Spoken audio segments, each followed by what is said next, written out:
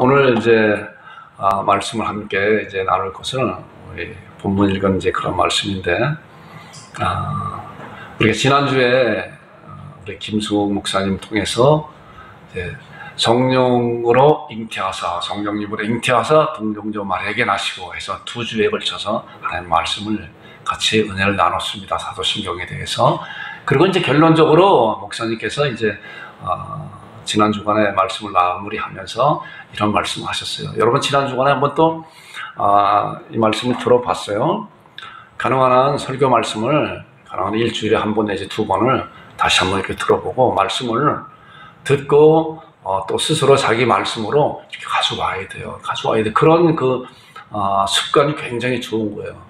그렇지 않으면은 말씀을 전하는 자도 마찬가지로 말씀 예배 드리고 말씀 들을 때는 그 말씀이 그런 것 같고 아멘으로 받아들이는데 이렇게 나가게 되면 금방 잊어버려요. 다 보니까. 그러니까 소중한 그런 말씀들은 지금 또 이렇게 녹화를 하기 때문에 언제든지 그 말씀을 다시 보면서 자기가 은혜 받은 그런 말씀 좀 기록했다가 잘 이렇게 기억하고 그 말씀을 가지고 좀 하나님 앞에 기도하고 그 말씀을 가지고 또한 삶을 살아낼 수 있는 그런 것이 참으로 은혜 가운데 이렇게 있고 믿음이 자라가는 그런 과정이다라고 이렇게 생각이 되어집니다. 여러분들 꼭 그렇게 하시기 바랍니다.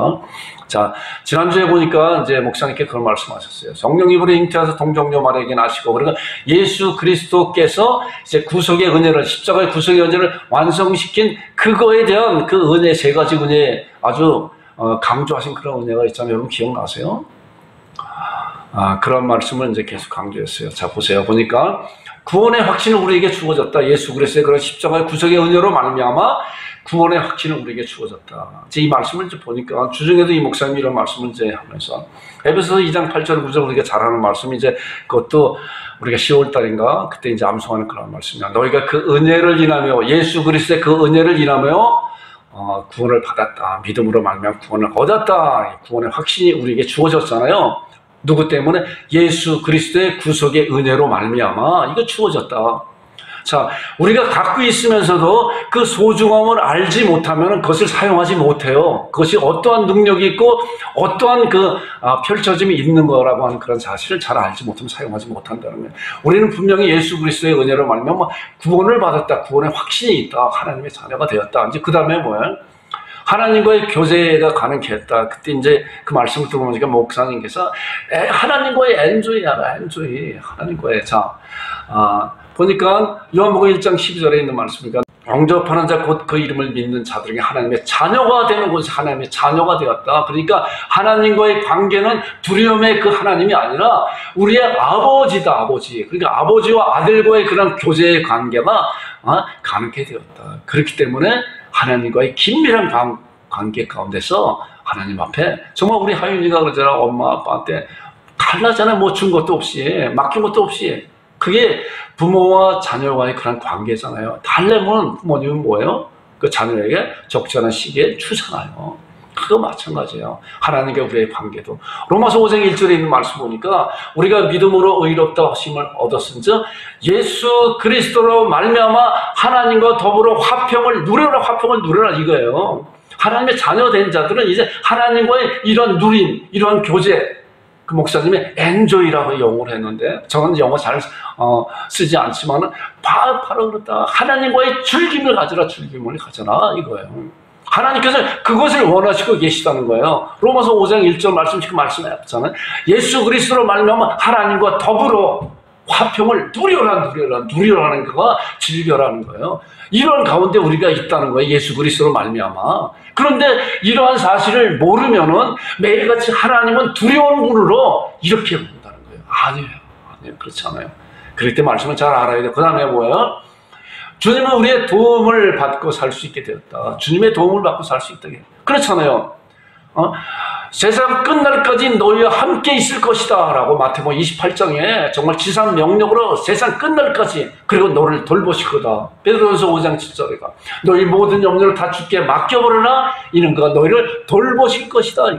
이런 가운데 있다라고 크게 이렇게 3가지 말씀해 줬잖아요. 그러니까 우리는 이런 말씀들을 좀 메모했다가 우리 삶 가운데서 그 말씀이 참으로 그렇다. 우리 주님께서 참으로 그러한 놀라운 일을 펼쳐놓으시고 우리에게 놀라운 은혜로 주었구나. 그렇기 때문에 준 자들은 그러한 사실을 알고 아는 자만이 믿음으로 행할 수가 있는 거예요. 그러니까 아는 것이 얼마나 중요한지 몰라요. 알고 믿음으로 그것을 실천해낼 때 하나님이 우리와 함께 하시면서 우리를 인도해 주신다고 하는 그런 놀라운 사실이 있습니다. 자, 오늘 읽은 말씀은 여러분들과 제가 이제 너무나도 잘 아는 그런 말씀이에요. 사마리아 여인과 예수님과의 그런 대화 가운데 우리가 이 말씀 굉장히 많이 말씀을 들었잖아요. 그래서 예수님께서 물 좀 달라, 또 그 여인과 여러 가지 많은 대화 가서 이제 그 여인이 이제 물어봤잖아요, 예수님한테. 이 산에서 예배 드려야 됩니까? 유대인들은 예루살렘에서 예배 드린다. 그러면 어떤 것이 맞습니까? 그럴 때 이제 예수님께서 이 산도 아니고 예루살렘도 아니고 이제 예배 드릴 때가 있다. 자, 갈라디아서 4장 4절에 있는 말씀, 때가 참에 하나님께서 예수님을 여자에게 나게 하시고 율법 아래 나게 하셨다. 때가 굉장히 중요한 때. 하나님의 때가 있다는 거예요. 예수님께서 사마리아 여인에게 이때다, 바로 그때다. 이제는 구약적으로 드려지는 장소적인 그런 문제가 아니라 하나님 앞에 드려지는 자는 하나님의 영이시니 하나님 앞에 예배 드리는 자는 영과 진리로 하나님의 성령으로 말미암아 거듭난 놀라운 하나님의 자녀들이 그리스도 안에서 성령 안에서 이제 실체적인 하나님의 놀라운 살아계신 하나님 앞에 드려지는 그런 예배가 이제 드려질 때가 되는 건데 바로 그때가 바로 예수 그리스도 나로 말미암아 이제 그런 예배가 펼쳐졌다라고 말씀하고 있는 것이에요. 오늘 이 말씀을, 이 성경 말씀을 다 이렇게 강해 설교하려고 이 말씀을 선정한 것은 아니고 예배의 중요성이 어떤 것인가. 오늘 예배 제목이 뭐예요? 예배 위기예요. 사도신경 강해를 잠깐 멈추고 이제 오늘 예배에 대한 말씀을 여러분들과 이렇게 나누고 싶어서 이렇게 말씀을 정했습니다. 이 목사가 이제 한 2주 전에 코로나19 4단계가 발령이 되면서 정말 대한민국 교회 예배 위기가 닥쳤구나 하는 그런 생각을 갖고 잠시 그런 얘기를 들었을 때 이 목사도 그렇게 생각했어요. 우리가 지난 주간이 아니라 작년도에 우리 교회도 온라인 예배라고 하는 생전 듣지도 보지도 알지도 못했었던 그런 예배를 5주 동안에 우리가 예배를 드려봤잖아요. 이 목사는 이제 생방할 수 있는 그런 시스템이 갖춰지지 않았기 때문에 토요일 날 종일토록 이제 그 영상을 만들기 위해서 목사 저하고 또 사모하고 또 때로는 이제 또 우리 장로님이 기도도 이렇게 또 음성 메시지를 이렇게 보내주시고 해서 그것도 이렇게 편집하고 다 이제 그래 본 적도 있어요. 그리고 우리 식구는 저와 우리 사모와 이제 우리 딸은 주일날 11시에 예배당에 나와서 TV 화면으로 토요일날 영상 편집한 것을 이렇게 보면서 예배를 드렸어요. 그런데 참으로 그런 예배를 드리면서 여러 가지 많은 어려움이 있구나. 그런데 각 가정에서 예배 드리는 많은 분들은 어떻겠어요? 우리는 그래도 예배당에 나와서 큰 화면으로 예배 드렸지만 많은 분들이 스마트폰으로 예배 드리고 그렇지 않았나요? 생방하는 분들은 정말 힘든 그런 가운데 있었다라고 하는 그런 생각이 들었어요. 그리고 이번에 이제 그러한 발표를 보고 이 목사도 잠깐 흔들렸어요.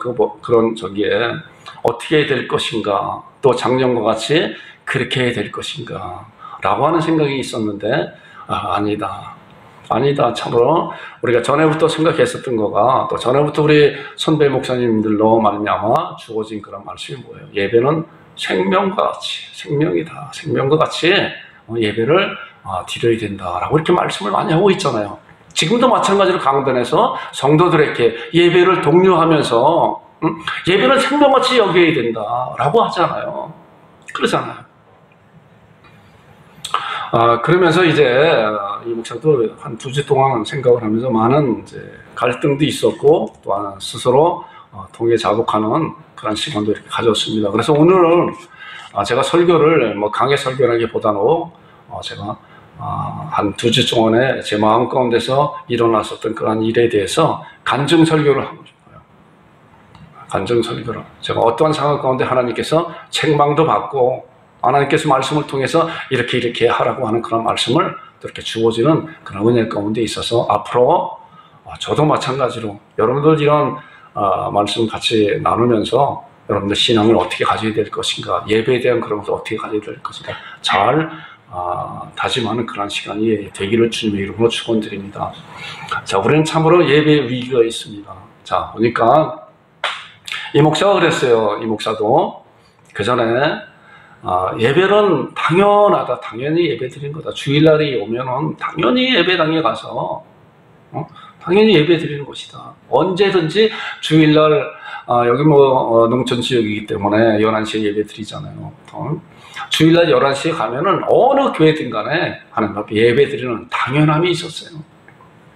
그런 가운데 그런 당연함이 익숙함으로 이렇게 다가오면서 이 목사가 그런 생각을 많이 가졌어요. 2주 동안에 스스로 내가 그랬다. 그러면서 뭐예요? 그 예배가 너무나도 가벼운 생각이 든다. 너무나도 주어진 것이 너무나 소중함에도 불구하고 너무나 풍성하게 그냥 있으니까 그런 가벼움과 소홀함이 얼마나 많았었던가 라고 하는 것을 생각해 보게 돼요. 그리고 뭐예요? 나태함이 일어나. 그리고 선택이라는 거예요. 자, 이 선택이라고 하는 건 뭐야? 나태함을 통해서 정말 믿지 못하게 예배에 참석하지 못한다고 하면 하나님께서 다 아세요.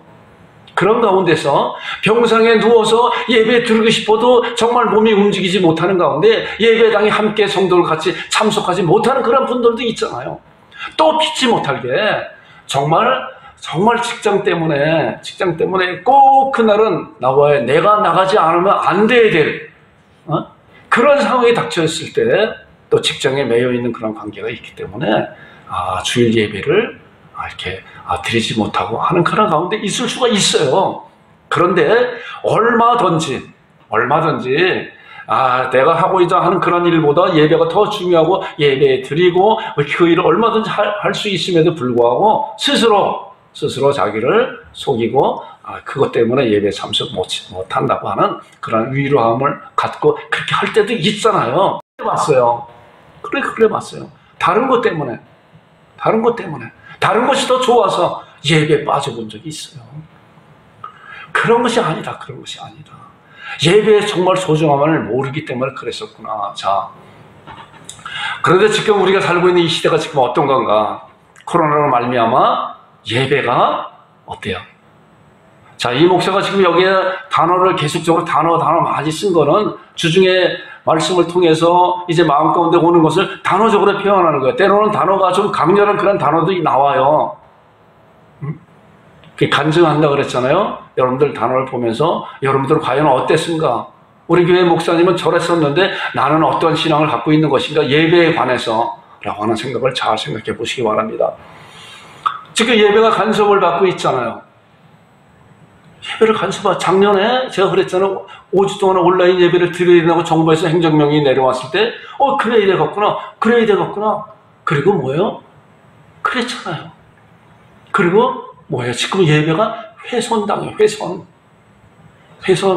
훼손이 뭐예요? 자, 제가 이것을 생각을 하면서 이 단어를 생각하면서 그래봤어요. 행정명령을 내리는 의견을 내고 그것을 결정하는 사람들은 그 분야에 탁월한 사람들이 잘 알아야 되잖아요. 그런 분야에. 극단적으로 제가 이런 생각을 한번 해봤어요.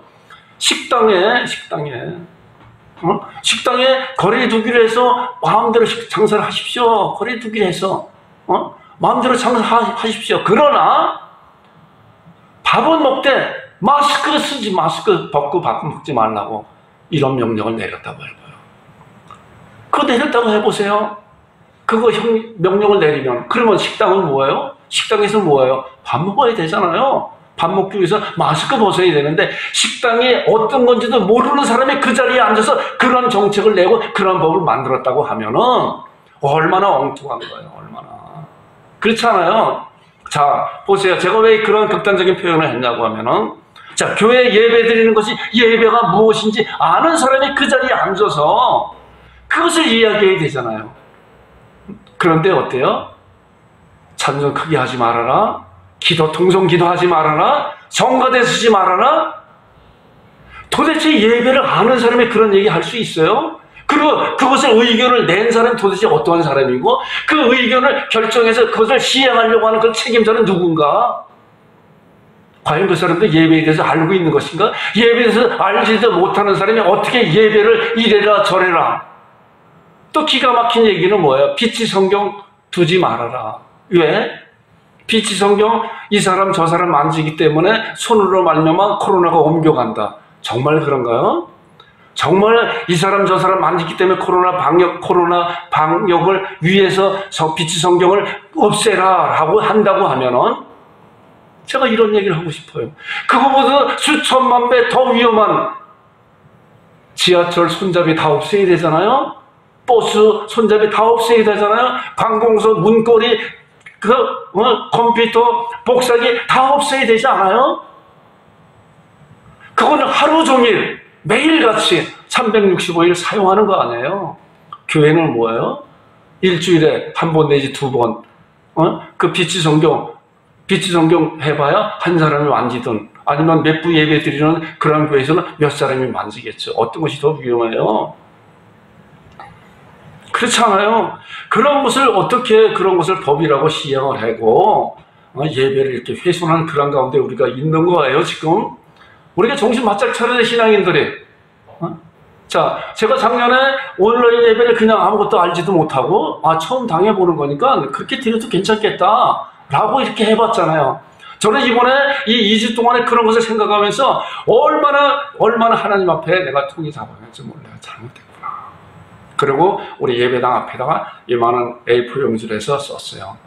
온라인 이런 코로나 때문에 예배 당분간 못 드립니다 라고 하는 걸 놔뒀었어요. 제가 그거 보관하고 있었어요. 보관하고 물론 사진은 찍어놨지만은 그 보관하고 있다가 이번 주간에 그거 뜯어서 가위로 다 잘라버렸어요. 너무나도 부끄러운 일이에요. 너무나도 부끄러운 일이에요. 자, 그 다음에 뭐예요? 위협하고 탄압하는 그런 가운데 있잖아요. 위협하잖아요. 너희들 행정명령 안 따라? 오늘 어제 뉴스에 보니까 밑에 자막 나왔어요. 우리 사모가 같이 사모가 저보고 그래. 저 자막 보라고. 서울에서 850군데 교회를 오늘 검사하러 다닌대요. 850군데. 850군데 다니기 위해서는 공무원들이 몇 명이 필요할까요? 경찰까지 동원해서 최소도 3명 내지 4, 5명 가게 되면은 몇천 명이 교회 위협하는 거예요. 행정명령 너희들 안 따라? 그래, 안 따르면은 벌금 때려갔다고 탄압하는 그런 가운데 있다는 거 여러분 잘 아세요. 관심 가져야 되는 우리 믿음의 사람들은 자, 그리고 뭐예요? 말살하고 폐쇄된 교회가 몇 군데 폐쇄된 교회들이 있어요. 잠정적으로 열흘 동안 폐쇄 예배 못 드리게. 그리고 또 그것도 또 불복하게 되면 뭐야? 영구 폐쇄가 된다고 하는 그런 가운데 우리가 지금 살고 있는 거예요, 지금 현재. 자, 지금 교회 오늘 주일인데 예배 드리지를 못하는 그런 교회들이 성도들이 얼마나 가슴을 치고, 응? 우리는 그런 사실을 알아야 돼요. 왜? 우리 같은 한 피바다 한 몸 되었다고 이렇게 말하면서도 그들이 강 건너 불구경하듯이 안타까운 마음만 갖는 것이 아니라 그들을 위해서 우리가 기도해야 되고 정말 잘못된 것으로 우리가 이야기해야 돼요. 그런데 뭐예요? 이렇게 하는 그런 정부보다 물론 아까 이야기했잖아요. 교회를 잘 알지 못하는 자가 식당에 가서 잘 알지 못하는 자가 그 자리에 앉아서 식당을 그런 식으로 한다고 하면은 예배에 대해서 교회에 대해서 제대로 알지 못하는 자가 그 자리에 앉아서 코로나 방역이라고 하는 그런 핑계를 대고 정말 코로나 방역 백성들을 위해서 코로나 방역을 위해서 그런다고 하면은 아까 이야기했잖아요. 전철 칸 다 막고 칸마다 이동 못하게 하고 전철 안에 뭐야? 몇백 명, 500명이 들어갈 수 있는 전철이라고 하면 10%만 들어가면 50명밖에 못 들어가잖아요. 그러면 50명만 들어가서 자리에 앉게 하고 전철역에 섰을 때 한 명 내리면 거기서 한 명 타고 아무도 안 내리면 못 타고 10명 내리면 10명 바깥 타고 그래야 되지 않아요? 얼마나 위험해. 교회가 그렇게 위험한 건가요? 그런 것보다도 엄청나게 위험하지 않은 거고 정부에서도 마찬가지로 예배 드릴 때 확진자가 한 명도 안 나왔다고 공식적으로 발표했어요. 자, 제가 말씀드리고자 하는 그런 것은 뭐예요?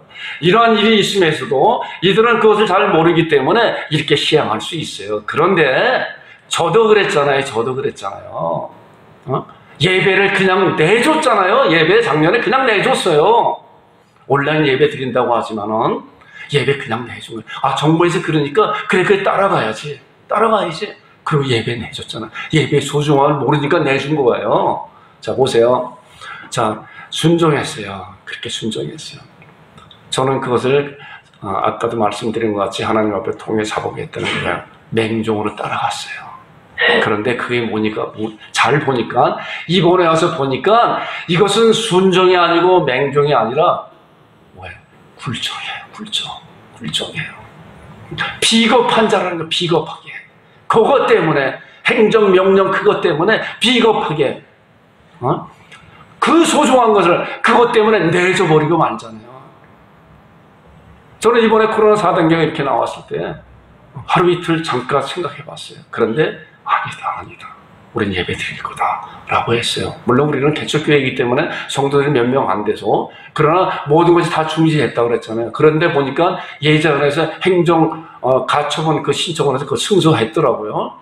그래서 우리 교회는 당연히 뭐 여러 명 되지 않기 때문에 그냥 예배들 관계가 없어요. 그러나 수많은 교회들이 참으로 이런 것으로 말미암아 얼마나 고통 가운데 있으며, 또한 뭐예요? 몇몇 교회들은 예배를 소중하게 여기고 예배를 빼앗기면 안 된다고 하는 그런 믿음을 가지고 정말 방역 철저히 하면서, 거리두기 철저히 하면서 그렇게 예배 드리고 그랬어요. 그러다 보니까 아까 이야기한 대로 경찰들, 또한 공무원들, 또한 중대본 같은 데서 나와서 그들을 해서 이제 뭐야, 폐쇄되고 그랬어요. 자, 이렇게 하다 보니까 무기력함이 생기게 돼요. 무기력함이. 하나님에 대한 그 신앙에 대한 지조가 무기력함이 돼요. 어느 목사님 그런 말씀 하시더라고요. 코끼리는 그 얼마나 힘이 가장 세잖아요. 동물 중에서. 덩치가 크고. 그런데 그 코끼리를 길들이기 위해서는 뭐야? 쇠사슬로 해서 발을 묶어서 이렇게 묶어 놓게 되면은 뭐 며칠간은 그거를 끌어내려고 가려고 하는데요. 그런데 그것이 그 기간이 지나게 되면 그 다음에는 코끼리가 아예 포기한다는 거예요. 아예 포기. 그래서 그 다음번에는 그 쇠사슬을 그냥 풀러놔도 도망가지 않는데요. 그런가요? 우리가 그러지 않는 건가 지금? 우리가 믿음의 사람들 그러지 않은 건가? 무기력해지고 있다. 자, 그렇게 시행한 그런 자들은 하나님에 관해서 알지 못하고, 하나님을 알지 못하고, 예배를 알지 못하고, 그렇게 막무가내 이렇게 할 수가 있어요. 그런데 이거에 대해서 아는 목사님들이 생명같이 여기라고, 예배는 생명같이 여기라고 했던 분들이 그 생명같이 여겼었던 그 생명을, 그러한 그 행정명령에 그냥 다 불합리한 행정명령이에요. 잘못된 행정명령이에요. 아무 저항도 못하고 이 목사도 그냥 순종해 버렸잖아요. 그런데 지금은 아니라는 거야. 지금은 아니야. 보니까 많은 목사님들이 깨어나고 있어요. 정말 다행이다 라고 하는 그런 생각을 가져요. 여러분들도 잘 이런 거에 대해서 잘 생각을 해봐야 돼. 자, 그래서 우리는 분별력이 있어야 된다. 분별력. 로마서 12장 2절에 너희는 이 세대를 본받지 말고 오직 마음을 새롭게 함으로 변화를 받아. 이 세대를 본받지 말아라. 마음을 새롭게 변화를 받아 하나님의 선하시고 기뻐하시고 온전하신 뜻이 무엇인지를 분별하도록 해라. 하나님의 뜻이 무엇이고 말씀이 무엇이고, 하나님께서 우리를 향한, 이 시대에 우리를 향한, 우리 양국 참빛교회를 향해서, 우리 대한민국 교회를 향해서, 바로 우리들을 향해서 하나님이 원하시는 것이 무엇인지 우리 분별해야 된다 라고 하는 생각을 했어요. 자, 그런 자들은 그런 분별 가운데 우리가 화낼 줄 알아야 돼요. 의분이에요. 화는 크게 두 가지예요. 죄를 짓는 화가 있지만 하나님의 말씀을 회파하고 하나님을 모독하는 그런 의분이 일어날 줄 알아야 돼요. 우리 주님께서 예루살렘 성전에 입성했을 때 어땠어요? 예루살렘 성전은 만민이 기도하는 집인데 장사 소굴로 만들어 버렸잖아요. 그랬더니 예수님이 어땠어요? 너희들 잘한다 그랬나요? 아니잖아요. 노크로 채찍을 만들어서 상으로 엎어버리고 동물 다 내쫓아버리고 의문을 냈잖아요. 우리는 과연 예배를 달라고, 그 소중한 생명같이 여기는 그 예배를 드리지 말라고 하는 그런 때 우리 가운데서 얼마나 의분이 나느냐 이거야. 정말로 순종이라고 하는 그런 맹종 가운데 굴종한 작년에 있었던 그런 일을 보면서 너무나도 제가 안타까운 마음에 하나님 앞에 제가 잘못했습니다. 의분이 나오지 않고 무기력한 그런 자였구나. 자, 우리는 그런 사실을 신앙 가운데서 이래야 돼. 그리고 뭐예요? 저항. 줄 알아야 돼요. 저항할 줄 알아야 돼요. 저항할 줄 알아야 돼요. 아까 쭉 얘기했잖아요, 쭉. 정말로 공무원들이 그렇게 하는 거는 그렇게 할 수 있어요. 그런데 강단에서 예배를 생명같이 여기라고 성도들에게 가르쳐주고 그렇게 하라고 했었던 분들이 이제 저도 마찬가지 별 수 없이 그러한 일에 벌금 때린다고 예배 폐쇄된다고 하는 그러한 일에 다 그 소중한 생명같이 여기는 예배를 다 내줘버렸잖아요. 지금도 그러잖아요. 지금 다 내줘버리잖아요. 얼마나 불합리한 예배를 탄압하기 위한 코로나 방역 때문에 예배 드리지 못하게 하는 왜? 그것이 무서워서 그런가요? 우리는 그렇게 하지 말아야 돼요. 그러지 말아야 돼요. 하나님을 좋게 하라, 사람들을 좋게 하라 하는 그런 생각을 내야 돼요. 자, 그리고 뭐예요? 순교자의 신앙을 가져야 된다. 많은 목사님들이 저도 마찬가지로 그러잖아요. 자, 다니엘을 봐라, 다니엘을 봐라. 자, 다니엘의 세 친구, 메삭 아벤누고, 사드락 메삭 아벤누고 세 친구 봐라. 느부갓네살 왕의 시퍼런 그런 칼날 같아. 너희들 이제 이 금신상에 절하지 않으면 저 풀무불에 당장 쳐놓겠다라고 했는데 이 다니엘의 세 친구가 어땠어요? 순종했나요? 안 했잖아요. 당시에는 그게 법이잖아요. 수많은 사람들이 야, 눈 찔끔가 관문해. 그럴 수 있잖아요. 그런데 이들은 어땠어요? 기회를 또 줬어요. 너희를 지금이라도 또 해라. 그랬더니 이들이 하는 얘기가 전에도 말씀 같이 생각해 봤잖아요. 하나님께서 우리를 살려주실 것입니다. 그런데 하나님께서 그리 하시 아니할지라도 우리는 그렇게 하지 않겠다고. 기꺼이 우리는 생명을 버리겠다고. 이런 단호함이 있었잖아요. 다니엘은 또 어땠어요? 다리오 왕 시절에. 자, 30일 동안 다니엘을 모함하려고 하는 그런 신하들이 이제 그 왕한테 얘기를 했잖아요. 그래서 왕이 어인을 탁 찍었어요. 이제 30일 동안 어떤 신하에게도 간구하지 마라, 기도하지 말아라. 그랬어요. 법을 내렸어요. 그런 자들은 다 사자굴에 쳐서 죽이겠다고 했어요. 그랬더니 다니엘이 어땠어요? 어인 찍힌 것을 알고도 자기 집에 돌아가서 예루살렘을 향해서 창문을 열고 기도했잖아요. 기도했잖아요. 뭐예요? 얼마나 하나님 앞에 드려지는 기도와 예배가 소중하면은 자기 생명까지 내놓고 했잖아요. 이게 믿음의 신앙이잖아요. 순교자들의 신앙이잖아요. 강단에서 아무리 이런 말을 많이 한다고 선포한다고 하여 당할 때 어땠어요? 우리나라에 이제 일제시대, 일제강점기 시대에 신사참배 다 보편적으로 했잖아요. 많은 우리나라의 대다수의 교단들이 다 그렇게 승복해서 그렇게 하기로 했잖아요. 당시의 분위기를 그렇게 하는 거가 됐잖아요. 아, 저 사람만 외골수야, 외골수. 이렇게 숭고하게 당하고 있어요. 주기철 목사님 어땠어요? 절대로 안 된다, 절대로. 그리고 목숨과 바꿨잖아요, 그 신앙을. 이게 순교자의 신앙이잖아요. 그리고 지금 어때요? 지금 어때요? 이 목사도 작년에 그랬잖아요. 응? 아무것도 알지 못하고 그런가 보다, 대세가 그런가 보다.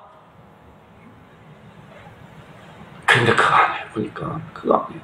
여러분들도 정말 어떤 상황 가운데 우리에게 이런 가치를 줄 때니까 그거 달라고. 어떤 가치가 중요한 것인가 잘 생각해 봐야 돼요. 예배를 달라고? 예배를 달라는 거예요. 예배를 달라는 거예요. 교회 폐쇄하는 거는. 응? 교세 잠정 폐쇄하라. 코로나 4단계 때문에 교회 잠정 폐쇄하라. 우리 교회가 특혜 달라는 건가요? 아니잖아요. 교회가 얼마나 안정해요? 일주일에 한 번 내지 두 번 정도밖에 더 모여요? 그리고 1시간 내지 길어봐야 1시간 반 마스크 철저히 쓰고 예배 드리고 다 헤어지잖아요. 보면은 절대로 예배 가운데 코로나 확산이 일어날 수가 없는 그런 상황 가운데서도 그래요. 얼마든지 많은 이것은 뭐냐면은 교회를 예배를 이렇게 강압적으로 탄압하고 예배를 말살시키려고 하는 그런 사단의 조정이 있는 거예요. 여러분 정신 바짝 차려야 되는 거예요. 예배를 사수해야 돼요. 자, 우리 이제 말씀 잠깐만 생각해보고 이제 오늘 말씀을 마무리하려고 합니다. 자, 예배가 무엇인가? 여러분 예배를 잘 봐야 돼요. 자, 오늘은 이 목사가 간증 설교를 한다고 그랬잖아요. 이제 사도신경 몇 주만 지나면은 이제 끝나는데 그 지나서 한 2주 내지 3주 정도 예배에 대해서 더 자세하게 말씀을 통해서 함께 나눌 거예요. 오늘 말씀 잠깐 보고 나갈 겁니다. 자, 출애굽기 25장 22절에는 보니까 이제 하나님께서 모세를 통해서 율법에 주어진 그런 율법을 하는 가운데 이제 성막을 치면서 그런 말씀을 하는 거예요. 자, 보세요. 이게 굉장히 중요한 말씀이에요. 자, 지성소에서 거기서 내가 너와 만나고, 예배는 뭐냐고 하면은 하나님과의 만남이에요. 하나님과의 만남이에요. 내가 거기서 그 지성소에 너와 만난다. 자, 속죄소 위 곧 증거궤 위에 있는 두 그룹 사이에서 내가 이스라엘 자손을 위해서 거기서 너를 만나서 이스라엘 자손들을 위해서 거기서 은혜를 주실 것이다. 하나님께서 약속된 말씀을 선배줄 거다. 너를 통해서. 그 말씀이야. 내가 명령할 모든 일을 내게 이룰 것이다. 모세 내게 이룰 것이다. 너는 그 명령을 백성들에게 선포하라. 이거 하나님의 말씀이다. 하나님께서 주시는 약속된 말씀은 뭐예요? 금은 보화보다 더 놀라운 말씀이잖아요. 하나님께서 약속한 말씀이기 때문에. 그래서 그 말씀에 약속된 말씀을 믿음으로 부여잡는 자들은 그 말씀의 풍성함을 누릴 수가 있는 것이에요. 그러나 그 말씀을 믿지 않는 자들은 그와 전혀 관계가 없는 거예요. 자, 이게 예배, 하나님과의 만남, 또 다른 이제 예배 중요한 요소들이 있는데 그 다음에 이제 같이 말씀을 나누겠습니다. 자, 구약적 예배 잠깐 말씀 보고 나겠습니다. 자, 제사의 근원이 뭔가 보니까 예배의 근원, 구약적 언어로 제사라고 그러잖아요. 창세기 3장 21절 우리 잘 아는 말씀이잖아요. 여호와 하나님이 아담과 그의 아내를 위하여 가죽옷을 지어 입혔다. 아담과 하와가 하나님 앞에 범죄하였을 때 이제 하나님 앞에로 나오는 거는 우리가 이사야 59장 2절에 아까 우리 말씀 암송했잖아요. 오직 너희 죄악이 너희와 너희 하나님 사이를 내었다. 죄악이 하나님 사이를 내었기 때문에 하나님께로 갈 수 있는 그런 길이 막힌 거예요. 뭐 때문에? 죄 때문에. 그렇기 때문에 그 죄를 제거해야 하나님 앞에 갈 수가 있는 거예요. 그 제거하는 것을 하나님께서, 죄는 아담과 하와가 졌는데, 죄는 인간들이 졌는데 하나님께서 그 길을 예비해 놓으셨잖아요. 열어놓으셨잖아요. 뭐야 보니까 여호와 하나님이 아담과 그 아내를 위해서 가죽옷을 대속이라고 하는 그런 것이 있잖아요. 동물을 잡아서 이제 그 가죽옷을 입혔다고 하는 그런 것을 암시하고 있는 그런 말씀이잖아요. 자, 그 다음에 나오는 말씀 보니까 이제 아담의 그 후손인 가인과 아벨의 제사가 나오잖아요. 자, 부모님으로 통해서 이제 그런 제사 방법을 이제 배웠겠죠. 자, 보니까 세월이 지난 후에 가인은 땅의 수단으로 제물을 삼아 여호와께 드렸고, 그 다음에 아벨은 자기 양의 첫 새끼와 그 기름으로 드렸다. 자, 가인과 아벨도 드렸는데 결과적으로 하나님께서는 아벨의 제사를 받으시고 가인의 제사를 받지 않았죠. 원래 그거에 대한 말씀 또 함께 나중에 이렇게 나누겠습니다. 자, 제사를 드렸잖아요. 계속적으로 뭐예요? 인간의 역사는 하나님 앞에 드려짐이에요. 예배예요. 제사예요. 자, 구역적으로 계속적으로 말씀하고 있잖아요. 이제 노아의 제사가 있고 아브라함의 제사가 있고 우리의 믿음의 선진들은 계속적으로 제사를 드리고 있는 거예요. 야곱의 제사가 있고, 그 다음에 이제 그렇게 드려져 왔었던 그런 것이 모세를 통해서 이제 율법적으로 정해져 가기 시작했잖아요. 성막 제사가 이루어지게 됐잖아요. 그리고 이제 뭐예요? 솔로몬을 통해서 예루살렘에 성전을 지어서 이제 성막은 뭐예요? 성막은 옮겨 다니는 이동식 제사 그런 거지만은 이제 가나안 땅에 들어와서 다윗 왕이 준비해 놓은 그런 여러 가지 많은 재료를 가지고 이제 그 아들인 솔로몬이 이제 고정 있는 성전을 짓게 돼서 이제 성전의 제사를 하나님 앞에 드리게 되잖아요. 그리고 이제 예루살렘이 이스라엘과 유대가 다 멸망을 당해서 포로로 잡혀갔어도 나중에 포로로 잡혀간 그러한 자들이 다시 예루살렘에 와서 이제 성전을 재건하고 또 하나님 앞에 예배 드리는, 제사 드리는 그런 것이 있어요. 그런데 이것은 무엇이냐고 하면은, 자, 이 구약적 제사는 잘 보세요. 실체의 모형이라 그랬잖아요. 히브리서 10장 1절에 뭐예요? 율법은 장차오는 곳의 그림자요 참 형상이 아니니 언제든지 나오는 자들 온전케 할 수 없다라고 말씀하고 있잖아요. 그러니까 율법은 실체를 향한 하나의 그림자요 모형이에요. 그러니까 갈라디아 3장 19절에도 율법이 무엇이냐?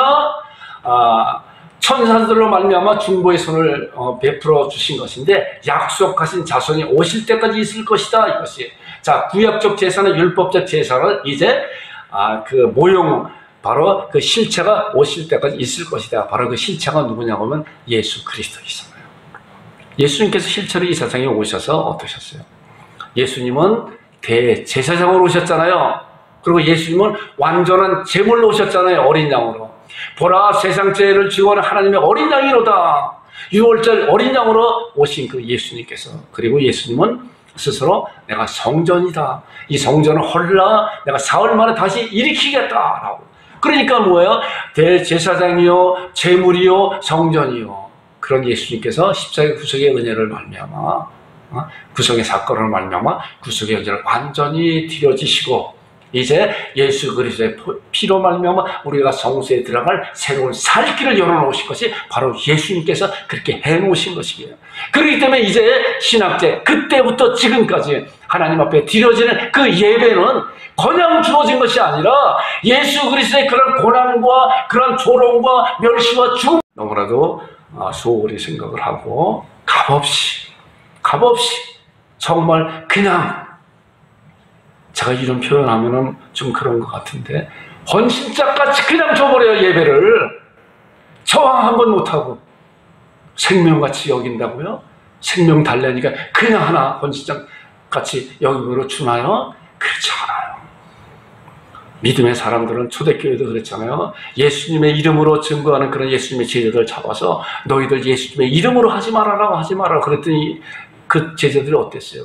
사람을 좋게 하라, 하나님을 좋게 하라. 우리 이런 신앙 가져야 돼요. 저는 이런 신앙 가지려고 이제 단단히 이런 일을 통해서 정말 나의 신앙을 다시 한번 돌아보게 돼요. 보니까 자 이런 예배 위기 속에서, 정말 예배 위기잖아요. 아까 얘기했잖아요. 서울 시내 850명, 850교회 전부 다 조사간다고 이미 엄포를 떨어. 어제인가요? 그저께요. 어제 뉴스에 나오는 거 보니까 엄포를 때렸잖아요. 겁쳤잖아요. 이제 많은 목사님들이, 많은 교회들이 정말 그런 소식을 듣고 움찔하는 자들도 있고, 와라 오래모 와라, 내 생명 가져와라, 내 생명을 걸고라도 내 예배 지키겠다 하는 목사님들 있으시겠죠. 자, 이런 예배 위기 속에서 우리 예배자들, 우리 양국 참빛교 우리 성도들은 어떠한 신앙 자세를 가져야 되는 건가? 우리 정말 그래요. 차라리 하나님 앞에 드려지는 그런 예배. 자, 제가 이렇게 생각해 봤어요. 아까는 예배의 당연함이 있었잖아요. 그런데 이제는 뭐예요? 지금 시대에는 예배의 당연함이 아니에요. 예배의 특별함이에요. 우리 드려지는 예배가 특별함이에요. 그냥 얻어진 거 아니에요. 우리 여태까지 코로나19가 이전에는 그냥 얻어지고 당연히 주일날 11시 되면 어느 교회 가든 예배 드리고 있구나 라고 했잖아요. 그런데 지금 그렇게 예배 드리지 못하고 정말 비통해하는 성도들이 얼마나 많아요. 교회가 폐쇄돼갖고. 여러분, 이런 사실 가운데 우리는 드려지는 예배가 특별합니다. 그리고 우리가 가볍게 드려진 그런 예배는 이제 소중함으로, 정말 이 예배는 소중합니다 라고 생각해야 돼요. 자, 그 다음에 우리가 익숙함으로 아까 했다고 그랬잖아요, 이 목사가. 근데 참으로 기대함이 있어야 돼요. 예배의 기대함. 그 다음에 소홀함이, 간절함이 있어야 된다는 거예요, 여러분. 자, 나태함이 뭐예요? 사모함이 있어야 돼요. 그 선택이 아니라 우리는 정말 하나님 앞에 드려지는 예배가 정말 필수적인 것이다. 우리 달력 얘기했잖아요. 달력에 주일날이 어디야? 제일 먼저에 제일 끝에요. 이런 표현이 옳은지 몰라도 멍청이 같은 그런 인쇄 회사에서 주일날을 맨 뒤에다 해놨어요. 그 달력 봤어요? 저는 그 달력 보고 믿지 않는 우리 회사에서 우리 같이 일하는 그 직원이 이거 달력 이상하네 그런 거예요. 이상하대. 의도적으로 주일날 맨 끝에다 갖다 놓은 거예요. 그런데 주일날에 맨 처음이에요. 왜? 주일날 가장 주일의 첫 주일이에요. 첫날이에요. 첫날에 가장 우리의 절정이 있어야 되는 거예요. 먼저 하나님 앞에 먼저 예배 드리고 그리고 일주일이 시작되는 거예요. 그렇기 때문에 우리 일주일 가운데, 우리의 삶 가운데, 한 달 가운데 우리가 주일날에 뭐예요? 가장 귀한 날로 우리는 특별하며 소중하며 기대하며 간절함과 사모함이 있어야 된다는 거예요. 여러분들과 제가 그런 자들이 되기를 주님의 이름으로 축원드립니다. 자, 이제 마지막으로 여러분들 저 파란 글씨에 같이 읽어보겠습니다. 시작. 예배는 특별하며 소중하며 기대하며 간절하며 사모하며 필수이다. 여러분들과 제가 예배 가운데 이러한 자 되기를 주님의 이름으로 축원드립니다. 우리 기도하겠습니다. 하나님 앞에 진정한 예배자가 되기 위해 이제 하나님 앞에 내가 하나님 만나러 왔습니다. 이제 이 만남에 대해서 이 목사도 하나님이 내가 함께 하시는데 무슨 또 만나? 그런데 보니까 그거예요. 그 만남에 대한 그런 뜻은, 정확한 뜻은 내가 갖고 있으면서도 그거에 대한 것을 제대로 알지 못하면 사용하지 못해요. 제가 이제 스마트폰 이제 갖고 있는데 이제 제가 쓰는 스마트폰을 촬영하잖아요. 전에는 저걸로 촬영 안 했어요. 왜? 이 안에 들어있는 기능을 제가 잘 몰랐어요. 근데 나중에 보니까 이 안에 있는 기능이 굉장히 놀라운 기능이 있어요. 보니까 연속 촬영으로 계속 몇 시간 동안 촬영할 수가 있더라고요. 보니까 전에 있던 거는 30분 내지 길어봐야 40 몇 분이면 딱 끊어져요. 그럼 다시 껐다가 다시 켜서 다시 촬영해야 돼요. 근데 내가 여전히 저 핸드폰을 갖고 있으면서 그 기능을 모르니까 그걸 사용하지 못했어요. 모르니까 갖고 있으면서도 사용하지 못하는 거는 뭐예요? 모르니까 그런 거예요. 하나님 우리와 함께 하세요. 그러나 하나님께서 주신 그런 놀라운 약속된 말씀을 믿고, 그냥 빌립보서 4장 9절에 있는 말씀에 너희는 내게 배우고 받고 보고 듣고 본 바를 행하라. 그러면 평강의 하나님이 너희와 함께 하신다는 거예요. 하나님이 나와 함께 하시지 않는 가운데 그것을 행할 때 다른 데서 이렇게 함께 하시는 것이 아니라 여전히 나와 함께 하시는데, 영원토록 함께 하시는데 우리는 그 말씀을 듣고 보고 지키고 행할 때 하나님이 함께 하신 것을 우리가 경험한다는 거예요. 이런 뜻이에요. 그러니까 우리가 하나님 앞에 진정한 예배자 되도록 우리가 예배에 나올 때 하나님을 만나러 왔습니다. 그 만남에 대한 그 뜻이 그 말씀을 드린 거예요. 그리고 대한민국 교회가 예배가 회복될 수 있도록, 그 다음에 예배가 폐쇄된 교회들을 위해서 우리가 정말 잘 기도해야 돼요. 그들을 위로하고 함께 아파할 줄 알아야 돼요. 한 몸이라 그랬잖아요. 코로나19가 종식이 빨리 되도록 기도하는 이 시간 갖겠습니다. 아버지 하나님, 아버지 하나님 불쌍히 여기시고 하나님 아버지여, 참으로 하나님께서 예수 그리스도의 보혈의 대가로 예배자를 세우셨습니다. 예배를 베풀어 주셨습니다. 예배의 소중을 알고 하나님 앞에 진정으로 하나님 앞에 예배 드리는 그런 예배자가 되라. 주여 인도하시게 도와주옵소서. 하나님 아버지, 우리 대한민국 아버지 하나님 깨어나게 하여 주시고 예배가 회복될 수 있도록 도와주옵소서. 생명같이 여기는 이 예배를 아버지 하나님 헌신자같이 버리지 않게 해주시고 하나님 아버지 참으로 신앙을 주옵소서. 인도하여 주옵소서. 하나님 아버지 예배당 폐쇄당의 교회 하나님 긍휼히 여겨주시고 아버지 하나님 예배가 속히 회복될 수 있도록 도와주옵소서. 하나님 아버지 코로나19가 속히 종식될 수 있도록 하나님 지켜주시고 아버지 하나님 도와주옵소서. 아버지 하나님 도와주셔서 하나님 아버지 예배가 회복될 수 있도록 아버지 하나님 도와주시고 하나님 감사합니다.